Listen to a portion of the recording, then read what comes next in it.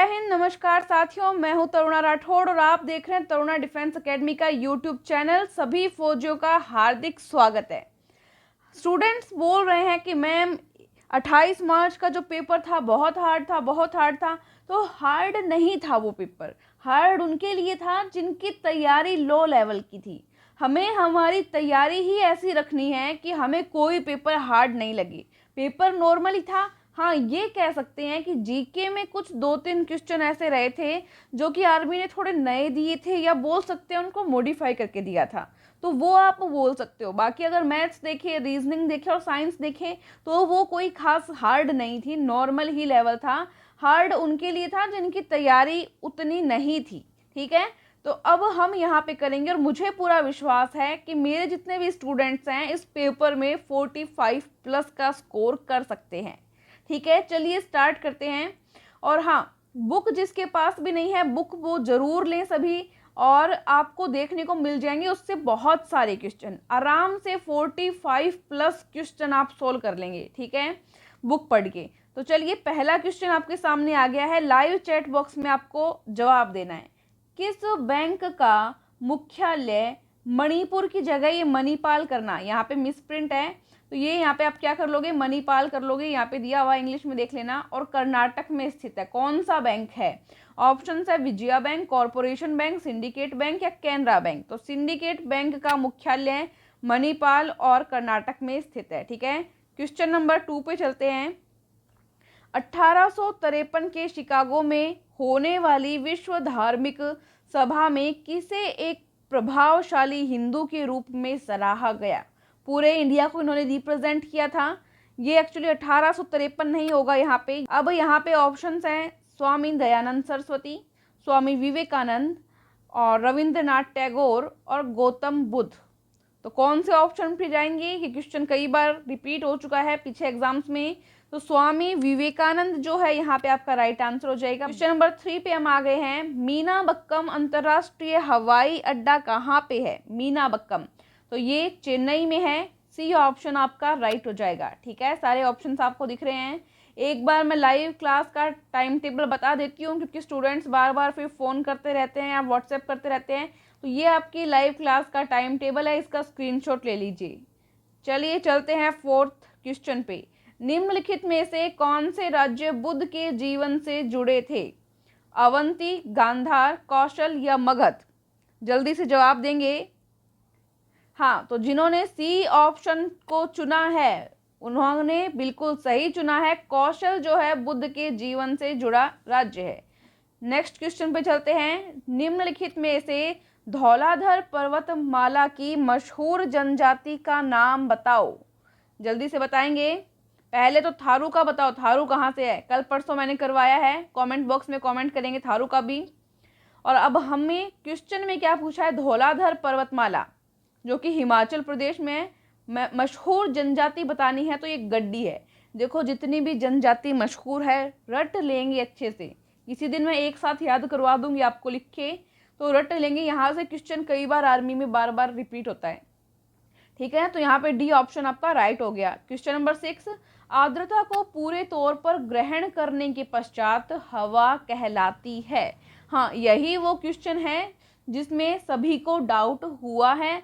अब क्योंकि डाउट होना भी लाजमी है, अलग अलग बुक्स है या अलग अलग साइट्स है, वहाँ पे इसका जो आंसर है वो अलग अलग मिल रहा है। अब इसमें डाउट बनता है। तो यहाँ पे कुछ में तो मिल रहा है शुद्ध आर्द्रता और कुछ में मिल रहा है सापेक्षिक आर्द्रता। ये दो यहाँ पर जो ऑप्शन है वो अलग, कितनी साइट्स पे चेक कर लिया, कितनी ही बुक्स में चेक कर लिया, इन दो ऑप्शंस में 50-50 हो रहा है। तो यहाँ पर आप कमेंट करके बताएंगे कि ये क्या सही होगा यहाँ पे। ठीक है, तो यही वो क्वेश्चन है जिसमें डाउटफुल क्वेश्चन जो है वो रहता है। ठीक है, क्वेश्चन नंबर 7 पे चलते हैं।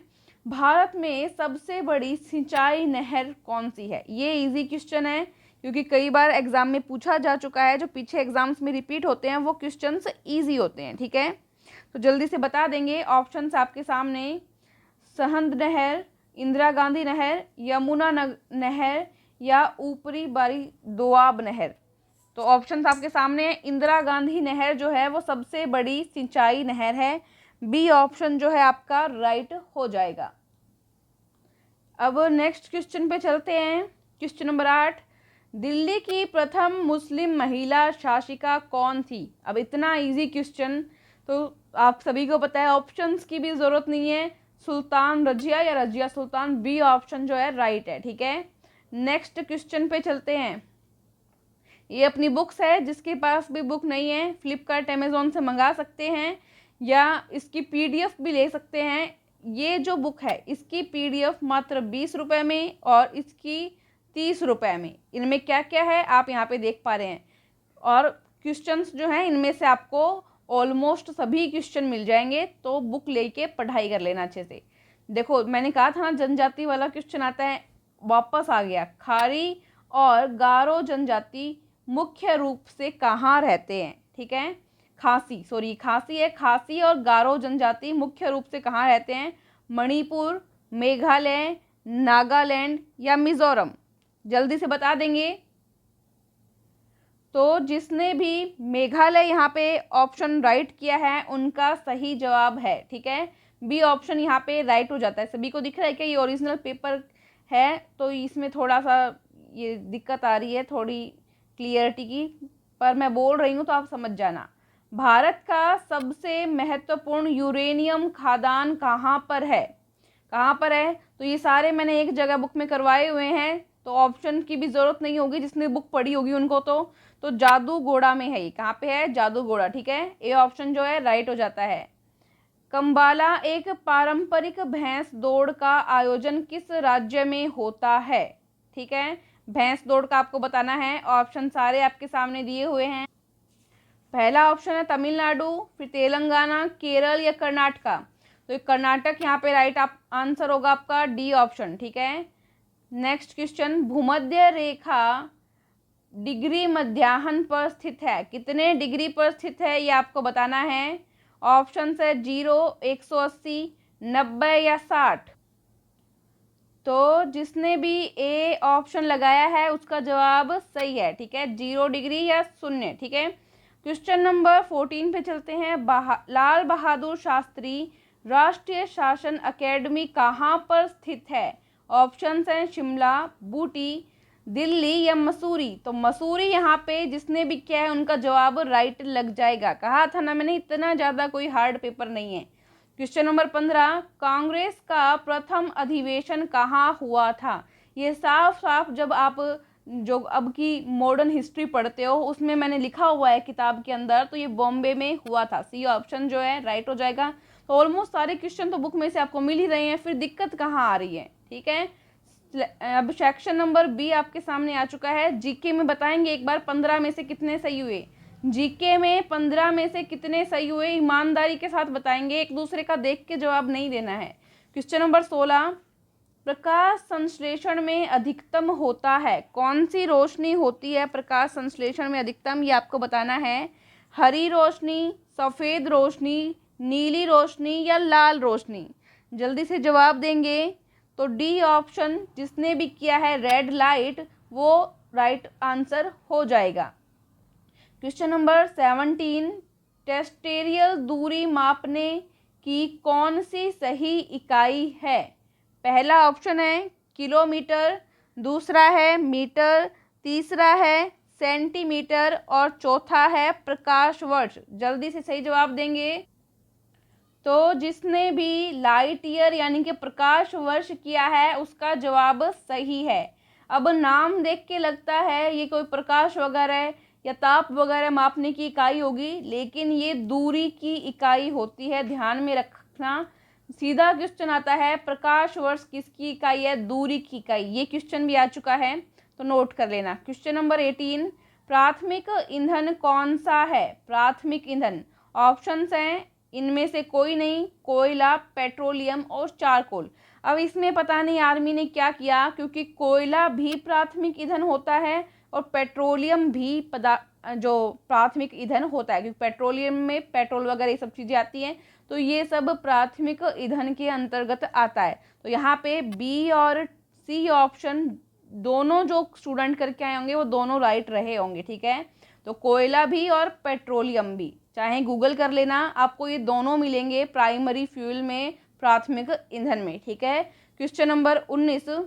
अब कुछ जो टीचर्स रहे वो ओनली कोयला कोयला बता रहे हैं, बट यहाँ पे पेट्रोलियम भी होगा, ठीक है। कोई बात नहीं, गलती हो जाती है तो करते रहते हैं। क्वेश्चन नंबर नेक्स्ट, इनमें से कौन सा रक्त संचार में सहायक है? रक्त संचार में कौन सा सहायक है, मतलब रक्त का जो सर्कुलेशन होता है उसमें हेल्प कौन करता है? सफ़ेद रक्त कोशिका, इनमें से कोई नहीं, मोनोसाइट्स या रक्त बिंबाणु यानी कि ब्लड प्लेटलेट्स, ठीक है। सफ़ेद रक्त कोशिका को लिम्फोसाइट्स भी बोलते हैं। तो सारे ऑप्शंस आपके सामने रख दिए गए हैं, जल्दी से जवाब देंगे। तो इनमें से कोई नहीं जो करने वाले हैं उनका जवाब क्या हो जाएगा? राइट हो जाएगा। क्यों? आप सभी भी कमेंट बॉक्स में जवाब देंगे। मैं टाइम देती हूँ 5 सेकंड का। 5 4 3 2 1। अब मैं बताती हूँ। तो जो आरबीसी है वो ब्लड के सर्कुलेशन में सहायक होती है, ठीक है। आपको पता है ब्लड में जो है पहले अनऑक्सीकृत रक्त जो है पूरी बॉडी से जाता है और फिर वो फिल्टर होता है और फिर ऑक्सीकृत जिसमें ऑक्सीजन युक्त रक्त होता है वो सभी पार्ट में धीरे धीरे पहुंच जाता है, ठीक है। तो उसमें क्या रहता है? उसमें आरबीसी रहती है, ठीक है। तो अभी ऑप्शंस के अकॉर्डिंग होगा, जहाँ पे आरबीसी मिलता है वहाँ पे हम आरबीसी करेंगे। कई बार ऐसा भी होता है कि ऑक्सीजन जो है, ऑक्सीजन भी इसमें एक तरह से हेल्प करता है, तो ऑक्सीजन भी हो सकता है। तो ये ऑप्शन डिपेंडेंट क्वेश्चन है, बट यहाँ पे जो है ऐसा कुछ भी ऑप्शन हमें नहीं दिया गया है, तो हम करेंगे इनमें से कोई नहीं, ठीक है। तो बी ऑप्शन जो है आपका राइट हो जाएगा।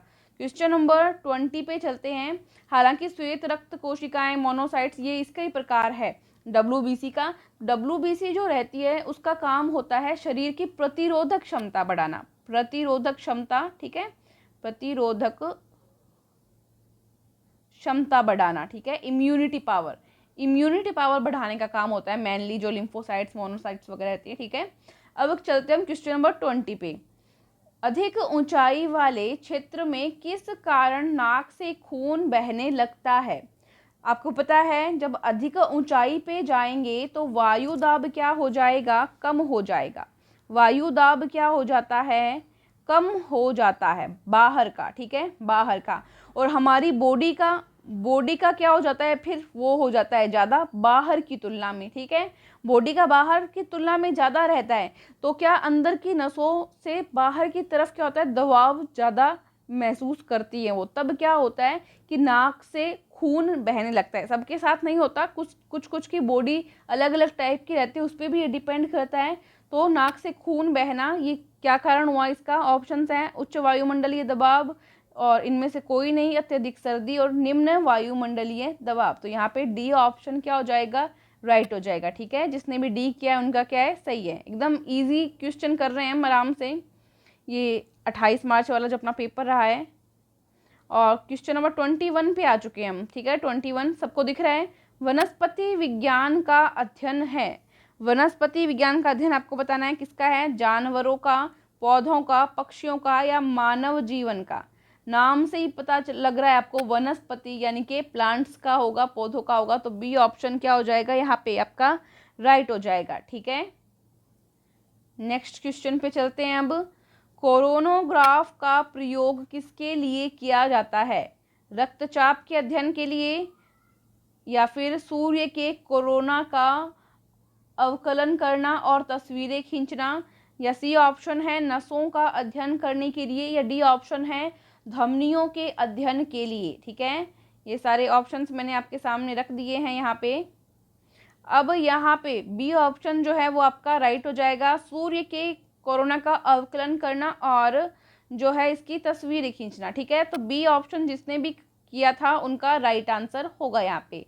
इंग्लिश मीडियम वाले स्टूडेंट्स बार बार पूछते रहते हैं बुक्स, तो उनके लिए साइंस की बुक अभी रेडी हो पाई है। ये ई बुक रहेगी जो कि मात्र 19 रुपये में आपको मिल जाएगी आपकी ईमेल पे।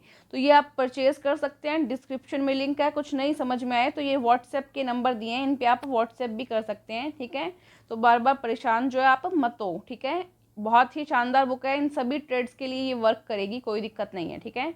अब 23 नंबर क्वेश्चन पे हम आ चुके हैं। हर्ट्ज किसकी इकाई है? सारी इकाई मात्रक वगैरह जो वो ग्रीन वाली जो बुक है उसमें आगे आगे वाले पेज पे लिखे हैं साइंस पोर्शन में। तो हर्ट्ज जो है वो आवृत्ति की इकाई है, फ्रीक्वेंसी की। तो बी ऑप्शन जो है राइट हो जाएगा। निम्नलिखित में से पहला गणना यंत्र कौन सा है? अब मैंने आपको पहले भी कहा था कि कंप्यूटर का एक क्वेश्चन तो ज़रूर आ जाता है। तो ये जब कंप्यूटर वाला पोर्शन हम करते हैं, पहले भी मैं एक इम्पॉर्टेंट क्लास ले चुकी हूँ कंप्यूटर की, उसमें मैंने सारे क्वेश्चंस करवाए थे। एक बार दोबारा भी करवा दूंगी जब आपकी एग्ज़ाम नज़दीक आएगी। तो यहाँ पे ऑप्शंस है गणना करने का यंत्र, पास्कल, अबेकस या ट्यूरिंग मशीन। तो यहाँ पे अबेकस जो है राइट आंसर हो जाएगा, सी ऑप्शन सही है। नेक्स्ट क्वेश्चन, रिवॉल्वर का आविष्कार किसके द्वारा किया गया था? ये सभी ऑप्शंस जो क्वेश्चंस हैं वो आपको बुक में मिल जाएंगे आराम से, कोई दिक्कत नहीं है, आराम से पढ़िएगा आप। तो ऑप्शंस आपके सामने सारे दिए गए हैं। डी जिसने भी किया था उसका सही है, ठीक है। सैमुअल कोल्ट ने रिवॉल्वर का आविष्कार किया। क्वेश्चन नंबर 26, आप वायु गतिकी शास्त्र से क्या समझते हैं? ठीक है, ऑप्शंस हैं यह हवा या गैस के प्रवाह में होने वाली हलचल का विज्ञान है। बी ऑप्शन है यह शरीर के दर्द के अध्ययन से संबंधित विज्ञान है। सी यह जनन अंगों का विज्ञान है। या डी इनमें से कोई नहीं। नाम से ही पता लग रहा है वायुगतिक शास्त्र, यानी कि यह हवा या गैस के प्रवाह में होने वाली हलचल का विज्ञान है। ए ऑप्शन जो है राइट हो जाएगा। क्वेश्चन नंबर 27, निम्नलिखित में से किसे कृत्रिम बुद्धि का जनक माना जाता है? कृत्रिम बुद्धि का जनक, ऑप्शन सारे आपके सामने हैं। JP Eckert, John McCarthy, Lee De Forest या चार्ल्स वेबेज। तो यहाँ पे चार्ल्स वेबेज आपको पता है कंप्यूटर से संबंधित है। बी ऑप्शन जो आपका राइट हो जाएगा ये जॉन मैकार्थी, ठीक है। बी ऑप्शन आपका राइट हो जाएगा, जॉन मैकार्थी। क्वेश्चन नंबर 28, मुंह के पीएच का मान किससे कम होने पर दांतों का क्षय जो है प्रारंभ हो जाता है? मतलब दांत जो हैं वो खराब होने शुरू हो जाते हैं, ठीक है। आपको पता है पीएच स्केल जो होती है उस पर 7 वैल्यू रहती है वो उदासीन, 7 से नीचे जो होते हैं वो अम्लीय होते हैं, और 7 से ऊपर जाते हैं वो क्या होते हैं? क्षारीय होते हैं। अब मुंह का पीएच मान अगर 5.5 से कम हो जाए तो दांत खराब होना शुरू हो जाते हैं। अब पीएच मान से एक क्वेश्चन पूछते हैं, खून यानी कि ब्लड, खून यानी कि ब्लड, ब्लड का पीएच कितना होता है? यानी कि रक्त का पीएच कितना होता है? कई बार क्वेश्चन आता है तो 7.4 याद कर लेंगे, कई बार क्वेश्चन आता है, इंपॉर्टेंट है। गन्ना चीनी का आणविक सूत्र क्या है? ऑप्शंस आपके सामने सारे दिए हुए हैं। तो C12 H22 O11, यानी कि बी ऑप्शन जो है आपका ये गन्ना और चीनी का आणविक सूत्र है। तो ठीक है, बी ऑप्शन को क्या कर देंगे हम? राइट टिक लगा देंगे। जिसका भी बी है उन्होंने राइट किया है। नेक्स्ट क्वेश्चन, तांबे का गलनांक डिग्री सेल्सियस होता है, कितना डिग्री सेल्सियस होता है भाई तांबे का गलनांक? जल्दी से बता देंगे। ऑप्शन हैं 100 डिग्री या 1085 या 1038 डिग्री या फिर इनमें से कोई भी नहीं। तो 1085 डिग्री सेल्सियस होता है तांबे का गलनांक, ठीक है। 30 क्वेश्चन हमने जीके साइंस से कवर कर लिए हैं। अब नेक्स्ट सेशन रहेगा सी सेक्शन, वो मैथ का, उसके बाद में रीजनिंग के क्वेश्चंस आएंगे। बुक के बारे में स्टूडेंट्स बार बार पूछ रहे हैं, मैं आपको बता दे रही हूँ, आप अमेज़ोन या फ्लिपकार्ट से घर पे मंगवा सकते हैं, घर पे मंगवाना चाहें तो, या फिर आप पीडीएफ लेना चाहें तो इसकी ओनली 20 और इसकी ओनली 30 में आप पीडीएफ ले सकते हैं, आराम से पढ़ सकते हैं, कोई दिक्कत नहीं है। अब मैथ्स आपको सर करवाएंगी। Okay, thank you Karuna ma'am. ऐसा क्या हुआ कि 28 मार्च वाला एग्ज़ाम सबको हार्ड लग रहा था? जीके में मैंने देखा कुछ कुछ क्वेश्चंस नए थे, बाकी सब साइंस बहुत इजी थी, मैथ्स तो उससे भी इजी है, ठीक है। आप देखो ऐसे ऐसे क्वेश्चन सॉल्व हो जाते हैं, ठीक है। रीजनिंग भी बहुत आसान थी, तो ऐसे हार्ड करके माहौल मत बनाइए, ठीक है। तैयारी करिए, श्योर सिलेक्शन हो जाएगा, इजी पेपर आता है, हमारी बुक से आ जाएगा सब कुछ, ठीक है। तो ज़्यादा घबराना नहीं है। चलो सेक्शन सी देखते हैं, मैथ्स। और मैंने देखा है कि इस पेपर को लेके बहुत से लोगों ने गलत वीडियो बनाए हैं, कुछ भी सॉल्यूशन नहीं दिया, ऐसे ही कहीं से आंसर गलत सही बता दिया। चलो 31 देखते हैं।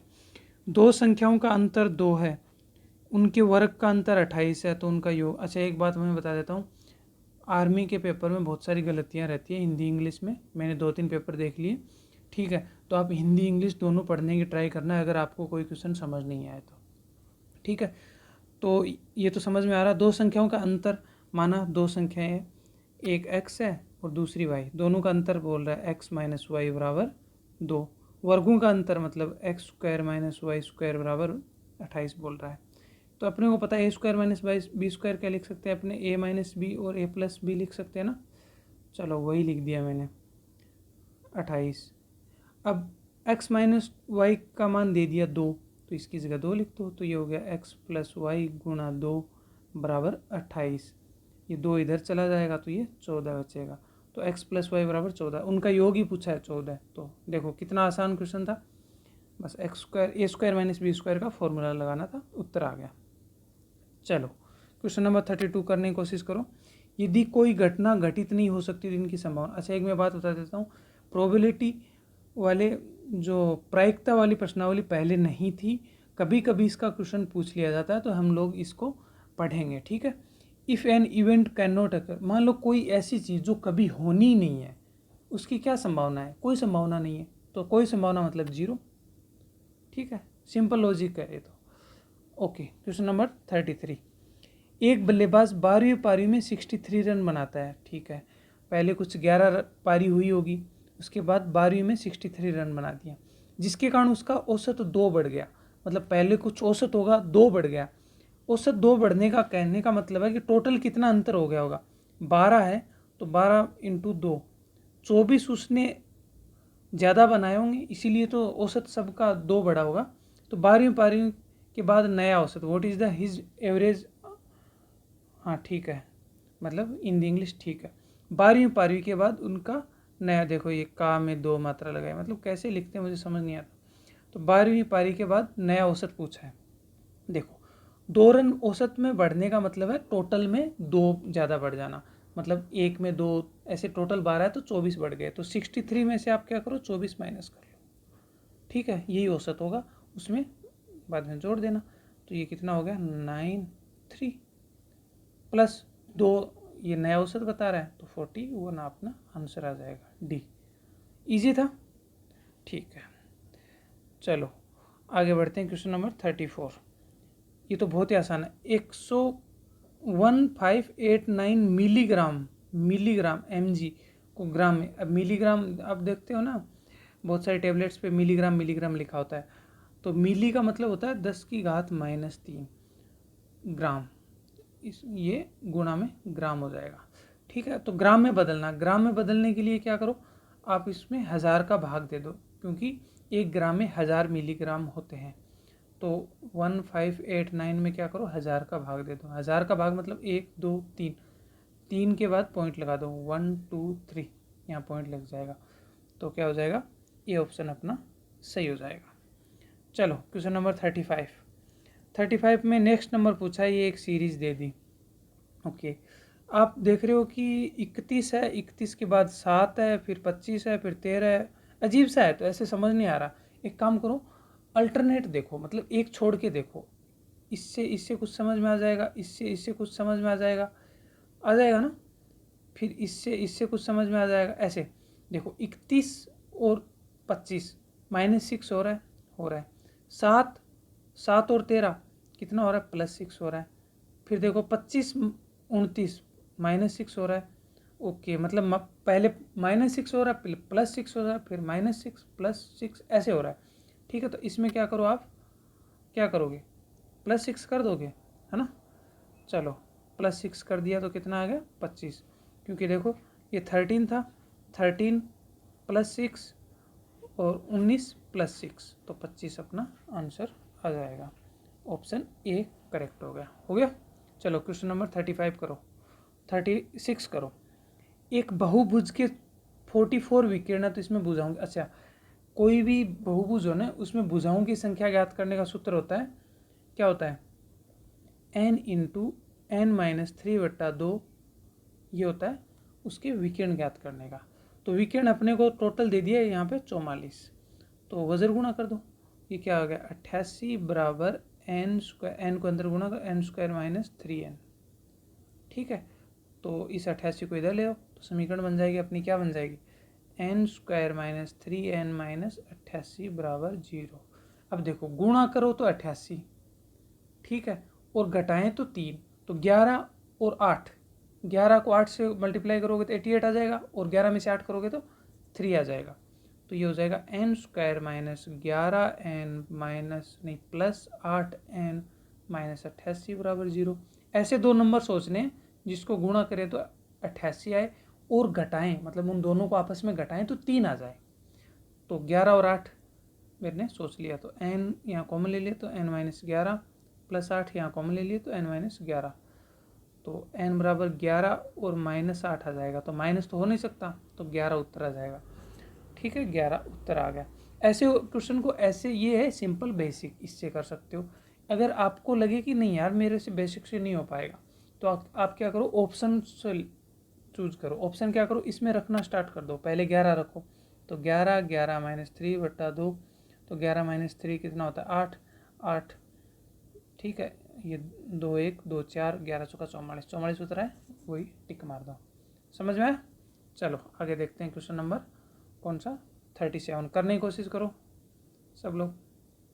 ठीक है, मैं बताता हूँ अब क्वेश्चन नंबर 37। ए बी एक काम को 10 दिन में और 15 दिन में, देखो कितना गंदा लिखते हैं, मुझे समझ नहीं आता इतनी गंदी हिंदी इंग्लिश कैसे रहती है। A and B can do a work in 10 days and 15 days respectively. ये रिस्पेक्टिवली का हिंदी अर्थ होता है क्रमशः, मतलब कहने का मतलब है ए 10 दिन में कर सकता है और बी 15 दिन में, तो दोनों मिलकर कितने में करेंगे। एक काम शुरू करता है और दोनों एक दिन छोड़कर दोनों साथ काम करते हैं, तो काम कितने दिन, पता नहीं कैसे लिखते हैं। इनका कहने का मतलब है कि ए एक काम को 10 दिन में, बी 15 दिन में, दोनों मिलके काम कितने दिन में करेंगे अगर वो काम एक दिन छोड़ के करें। मतलब आज काम कर लिया, कल नहीं करेंगे, परसों करेंगे, उसके अगले दिन नहीं करेंगे, इस टाइप से कर रहे हैं। तो एक काम करो, दोनों मिलके एक बार देख लो कितने दिन में कर देंगे। तो अपने को पता है ए 10 दिन में, बी 15 दिन में, तो दोनों का होता है ए बी बटा ए प्लस बी। ठीक है, सिंपल ट्रिक है। अगर ऐसे सिंपल ट्रिक से नहीं समझ में आए तो 1/10 प्लस 1/15 कर देना। ठीक है, तो ये आपको समझ में आ जाएगा। चलो ऐसे करेंगे। ओके, तो इनका एलसीएम हो गया 30, तो 3 + 2 5/30, मतलब 1/6।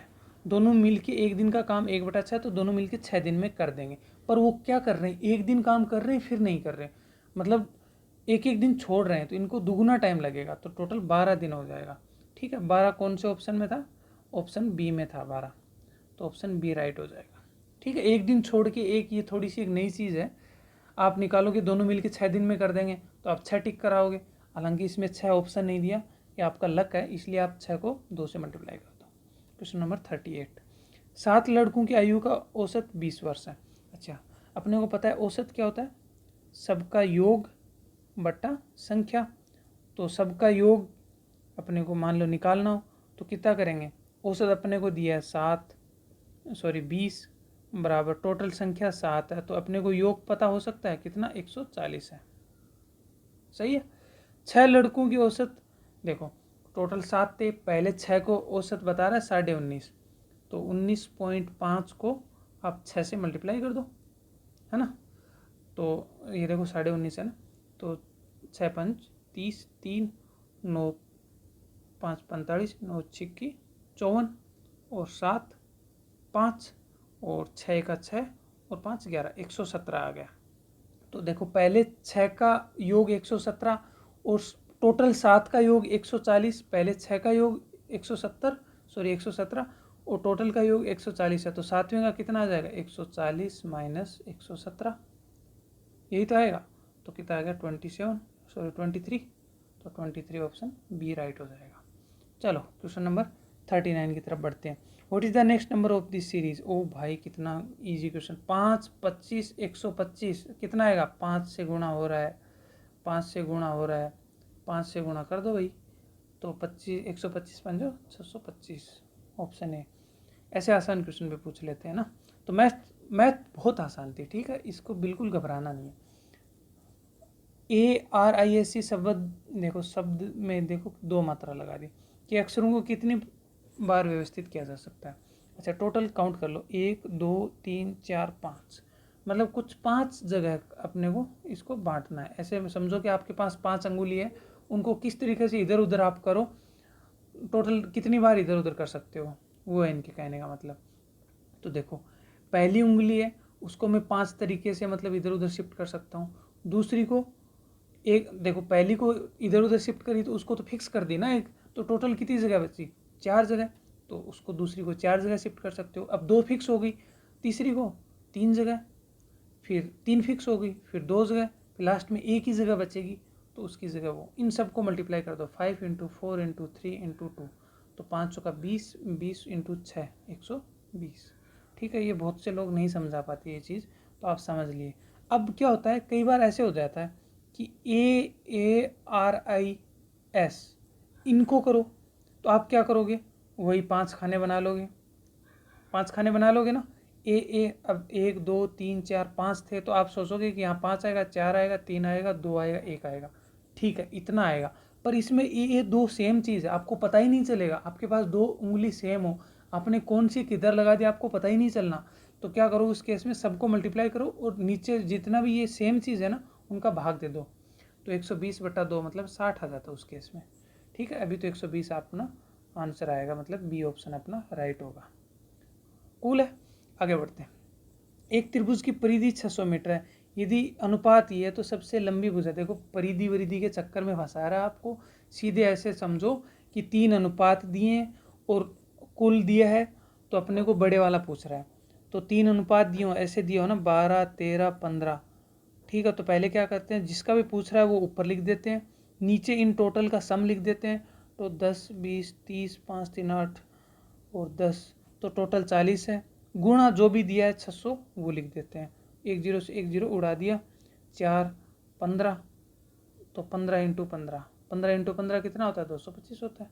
तो अपना ये आंसर सही हो गया। कूल है, आगे बढ़ते हैं। 42, एक मोटरबोट प्रवाह की निचली, ये निचली क्या होता है, एक motorboat takes 2 hours to take to 9 down the current. अरे यार कैसे लिखते हैं, निचली का मतलब है विपरीत, सॉरी धारा की दिशा,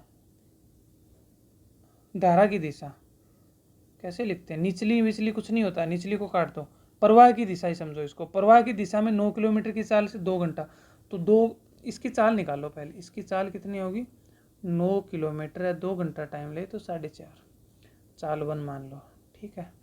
अब प्रवाह की विपरीत दिशा, प्रवाह की दिशा में वही दूरी, अब देखो कैसे लिखते हैं, अब सेम डिस्टेंस, अगेंस्ट, अगेंस्ट मतलब तो विपरीत होती है ना, तो विपरीत दिशा का टाइम है वो, तो विपरीत दिशा की मान लो चाल 2 है अपनी, वो है उसको 6 घंटे लेती है, तो 9 ही किलोमीटर थी, तो टाइम ले रहा है 6, तो कितना हो गया, 3 3 9, 3 दूनी 6, 1.5, ठीक है। अब क्या पूछा है अपने को, बोट की चाल प्रवाह और प्रवाह के विपरीत, तो अपना एक उत्तर होता है x + y/2, एक x - y/2, तो x + y मतलब दोनों को जोड़ दो तो 6/2, 3 आ जाएगा, एक घटा दो तो मतलब 3/2, मतलब 1.5 आएगा, तो ऑप्शन सी करेक्ट हो जाए। बहुत लोग नहीं समझा पाते ये चीज़, कोई बात नहीं, अपन समझेंगे सारी चीज़ें 1 बाय 1। 43, एक व्यक्ति 320 आमों के विक्रय मूल्य पर 400 आम बेच देता है, तो उसकी कितने प्रतिशत का घाटा होगा। 99% लोगों ने गलत आंसर किया है, ठीक है, क्योंकि इसकी इंग्लिश अलग चीज़ बोलती है, हिंदी अलग चीज़ बोलती है। देखो इंग्लिश वाले पढ़ो, ए पर्सन सेल्स 400 मैंगो, 400 आम, ठीक है, बेचता है at the cost price of 320, मतलब जो 320 का जो क्रय मूल्य था ना उस पर वो 400 आम बेचता है, उसका प्रॉफिट परसेंटेज बताओ। देखो यहाँ प्रॉफिट परसेंटेज, यहाँ भाई साहब ने लिखा कितने % घाटा होगा, ठीक है। तो एक व्यक्ति 320 आमों के विक्रय नहीं, ये क्रय है, ठीक है। अब ऐसे समझो आप कि 1 रुपये का एक आम था, 320 के कितने, 320 आम ऐसे उसने खरीदे। अगर वो 320 रुपये में ही बेचता है तो कितना लाभ, कितना होने, कुछ नहीं होगा, 320 में खरीदे, 320 में बेच दी, 0%। अब क्या करता है वो 400 आम बेच देता है, पागल कहीं का, 320 रुपये में वो 400 आम बेच देता है, तो मतलब 80 रुपये का तो नुकसान कर लिया उसने। किस चीज़ पे किया, 320 पे नहीं किया उसने, सारे लोग नीचे 320 कर रहे हैं, नहीं होगा 320, उसको 400 रुपये कमाने थे, 400 में नुकसान हुआ है वो 80 का, ठीक है। तो वो 80 का नुकसान हुआ है 400 में, ना कि 320 में। बहुत से लोग 320 नीचे कर लिख रहे हैं, उनको ऐसे लग रहा है कि 320 आम थे, 320 ही बेचे। 320 नहीं बेचे, 320 नीचे तब आता जब वो 320 ही बेचता। ठीक है, ये क्या कर रहा है, 400 बेच रहा है, तो नीचे 400 लिखो। ठीक है, ये चीज़ है, ये थोड़ी सी ट्रिक थी इसमें। तो 20% आएगा इसका आंसर, और 99% लोग इसका आंसर 25% करके आते हैं। और इसका हिंदी इंग्लिश अलग ही बोलता है, तो ये आर्मी वाले जाने।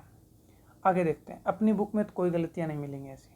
44 नंबर क्वेश्चन, 30% ऑफ इसका, देखो मैथ्स कैसे सिखा रहा है आपको। आपको बोल रहा है 1500 प्लस 600 करो, पहले 2100 होता है, उसका 30% करके दे दो मुझको। ये तो बोला 30% ऑफ दिस, इस पूरे का सम। तो 10 से 10 मैंने उड़ा दिया, 10 यहाँ वाला उड़ा दिया, तो ये हो गया 63, है ना। 10 यहाँ था तो 630 हो गया। ऑप्शन सी करेक्ट हो। आसान था, सीधा परसेंटेज निकालना था किसी नंबर का।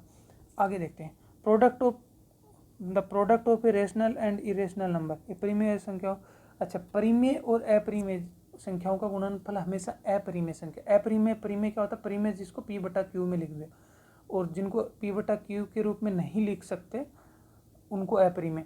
तो अगर किसी भी चीज़ को आप अपरिमेय संख्या से मल्टीप्लाई कर दोगे तो वो अपरिमेय ही बन जाएगी हमेशा के लिए। तो ये हमेशा वाला इसमें ऑप्शन राइट हो जाएगा, समझ रहे हो। चलो option okay, section D, reasoning का सेक्शन आ गया है। ठीक है, मैथ्स का सेक्शन था, आसान था, सब लोगों ने कर लिया। कुछ कुछ ट्रिक थी जो बहुत से लोग गलत करके आ रहे हैं, और बहुत से यूट्यूब पे लोग भी गलत बता रहे हैं, तो उनके चक्कर में नहीं पड़ना है अपने को। चलो क्या कर दिया, DEF 2, अच्छा एफ के बाद में 2 लगा दिया, पहले DF था, एफ के बाद 2 लगा दिया, कोई बात नहीं। DE2, अच्छा इस बार E के भी 2 लगा दिया और एफ के भी 2 लगा दिया। एफ के 2 पहले से था, E के 2 मतलब E में 2 और ऐड कर दिया। आगे क्या आएगा, मेरे को तो ये समझ में आ रहा है कि D के भी 2 लग जाएगा, क्योंकि आगे वालों के तो पहले से लग चुका। आगे देखो, अब सबके लग चुका, तो इधर से फिर से पढ़ना स्टार्ट होगा। तो आगे देखो D2, E2 और F3, मतलब ये ऑप्शन अपना, ये ऑप्शन मुझे दिख रहा है। कूल है, आगे बढ़ते हैं। 47 नंबर क्वेश्चन, 2-3 ही रहे। गए हुए परसों शनिवार था, तो आने वाले परसों क्या होगा। अच्छा देखो, ये कोई परसों था, परसों था, फिर कल होगा, फिर आज होगा, फिर से कल होगा, फिर से परसों होगा, ऐसा ही तो होगा।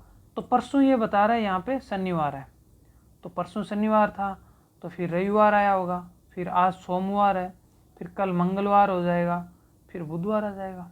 तो अपना आंसर बुधवार आ जाएगा। आसान था, आप भी ऐसे कर लेना। 48 नंबर क्वेश्चन, 48 की बात हो रही। महेश का बेटा, ये एक महेश नाम का पर्सन है, उसका ये कोई बेटा है, बेटा है सुरेश, नाम सही निकाले। सुरेश का विवाह सिया से, इसका विवाह कर दिया, किससे, सिया से। सिया इसकी क्या होगी, पत्नी होगी ना, पत्नी हो गई। ठीक है, सिया, जिसकी बहन जिया। अब ये सिया है, इसकी एक बहन और है, कौन है, जिया। चलो, जिया का विवाह सुरेश के भाई, अच्छा सुरेश के भी एक भाई है, उसका नाम क्या है, अमर है। ऐसे समझो कि एक बाप था, उसके 2 बेटे थे, 2 बेटे उसने किसी दूसरे घर में शादी की, वो दोनों भी आपस में बहनें हैं, ऐसा ही तो हो गया। तो ये इसके 2 बेटे थे, ये इनकी बहुएं होगी इसकी, ऐसे कुछ पूछा हुआ। जिया महेश से किस प्रकार संबंधित है, ये महेश है तो महेश तो इनका ससुर जी हो गया। अब पूछ रहा है जिया, तो जिया इनकी बहू हो गई। आसान था। चलो क्वेश्चन नंबर 49, शूज ऑलवेज, जूते में हमेशा क्या होता है, तलवा, तलवा तो होता है यार। चमड़ा, चमड़ा ज़रूरी नहीं है, आजकल तो रबर के बनते हैं, कपड़े के बनते हैं। लेस, लेस भी ज़रूरी नहीं, बिना लेस के भी आते हैं ना, स्पोर्ट्स शूज़ आते हैं, कई ऐसे शूज़ भी आते हैं, पीटी शूज़ वगैरह, तो बिना लेस के भी आ जाते हैं। स्ट्रैप्स, ये भी ज़रूरी नहीं है, बिना स्ट्रैप्स, वो पत्ती लगी ऐसे फट्टी लगी होती है ना, वो भी ज़रूरी नहीं है, उसके बिना ही पहन लेते हैं आजकल लोग। तो तलवा ज़रूरी है, बिना तलवा तो जूता चप्पल की कोई ज़रूरत ही नहीं, तो ये तलवा हो गया। 50 नंबर क्वेश्चन, लास्ट क्वेश्चन है। मत्स्य वृंद मतलब जहाँ पे मछलियाँ रहती है, एक बहुत सारा अपना झुंड बना के। हाथी जंगल में, नहीं यार हाथी तो गांव में रख लेते हैं लोग, तो ये तो ज़रूरी तो नहीं है। भेड़िया झुंड में, हाँ भेड़िया झुंड में रहता है, ये बात सच्चाई है इसकी। आगे झुंड मोर नहीं, कोई ज़रूरी नहीं है। गाय खेत में नहीं, वही घर में रखते हैं हम, तो कोई ज़रूरी नहीं है। तो ये बी ऑप्शन सही हो गया। कूल है। चलो, ये 50 क्वेश्चन थे। ये आया था 28 मार्च को। काफ़ी लोगों ने बहुत सारी अफवाहें फैलाई है इस पेपर के बारे में। आसान ही पेपर था, सब जगह एक जैसा ही पेपर था, ठीक है। कुछ कुछ मैथ्स के क्वेश्चन आपको ट्रिकी लगे होंगे, पर मैथ्स आसान थी। ओवरऑल बोलें तो आप 15 में से 13 या 14 क्वेश्चन कर सकते हो, ठीक है। और रीजनिंग आप पूरी कर सकते हो, तो दोनों 20 में से आप 18 या 19 स्कोर कर सकते हो। जीके इसमें थोड़ा सा ऐसे मानो कि जीके वाला पोर्शन ऐसा था कि आप 10 से 12 क्वेश्चन ही सॉल्व कर पाते, क्योंकि जीके ऐसी चीज़ होती है, पढ़ी हुई होती है तो आती है, नहीं पढ़ी हुई तो नहीं आती है। ऐसा नहीं कि प्रैक्टिस से आ जाएगी, तो वो तो ज़्यादा पढ़ने से आती है, ठीक है। 10-12 आप जीके में कर सकते हो। जीएस ठीक थी, आसान थी, हमारी बुक से थी सब कुछ, तो जीएस 14 क्वेश्चन कर सकते हो, 13 कर लो, ठीक है। मैथ्स और दोनों में मिला के मैं आपके 18 क्वेश्चन, तो ऐसे मानो कि 42 41 ऐसा कुछ स्कोर आपका बन रहा है, इसका मतलब सही कर रहे हो आप, ठीक है। इससे कम है तो और प्रैक्टिस की ज़रूरत है, प्रैक्टिस पेपर से प्रैक्टिस करो, ठीक है। तो आप कमेंट सेक्शन में ऐसे बताएंगे अभी, ठीक है। किस तरीके से लिखेंगे, ऐसे लिखेंगे कि मेरा नाम महेश है और मेरा स्कोर 41/50 है और मैं आगे आर्मी के लिए एकदम हिट करने के लिए रेडी हूँ। ये मेरा तीर है, ये आर्मी में जाके लगने वाला है, ठीक है। ऐसे रेडी रहो और ऐसे ही पेपर करवाते रहेंगे। ये हमने वीडियो इसलिए बनाया है क्योंकि बहुत लोग घबरा रहे थे कि हार्ड आए, तो हमने ये आपको बता दिया, ज़्यादा हार्ड नहीं था, आपको नहीं घबराना कभी, ठीक है। कोई भी दिक्कत आए कमेंट करो, टेलीग्राम में कुछ भी पूछो, कहीं भी पूछो, टेलीग्राम, व्हाट्सएप, जीमेल, जहाँ मन हो, ठीक है। हम आपको रिप्लाई करेंगे जैसे टाइम मिलेगा, नहीं तो फ़ोन कर लो, फ़ोन नंबर भी दिए 7568437404, वैसे ऊपर लिखा हुआ भी है 7568437404, ये मोबाइल नंबर है, इस पर कॉल करो, बुक लो, और बुक की प्रॉपर PDF वगैरह है, ठीक है। GD और ट्रेडमैन के लिए स्पेशल बनी हुई है, और इंग्लिश में बुक भी बनी है साइंस की, ठीक है। इतनी है आज की क्लास। अगर अच्छी लगे, अच्छा वीडियो लगे और सही आंसर्स आपको पता चले तो अपने दोस्तों को बताना और शेयर करना। Thank you so much. जय हिंद।